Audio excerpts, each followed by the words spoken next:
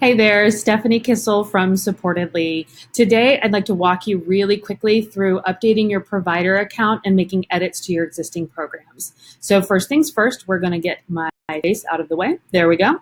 And now you can see that we're on the supportedly.com homepage, and we're already logged in, and you can tell because it says our name at the top and a logo.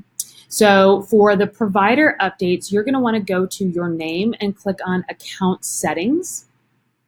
That's going to open up your, oh, hi.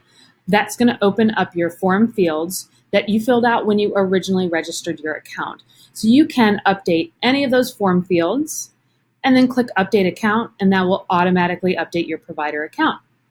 In addition, on this page, you can change your password, update your privacy, so who can send you private emails and your profile, as well as updating your notifications. And then, of course, we just click the button once you've made those updates.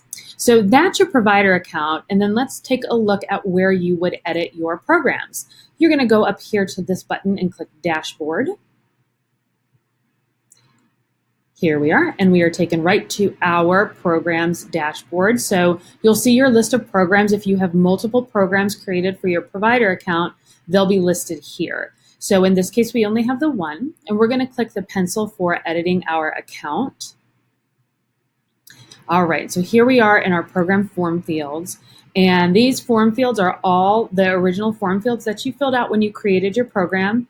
You can go ahead and update any of those, change any of the questions that you completed, the website, any additional updates that you need to make to the account, and then go down to the bottom and click Save Changes.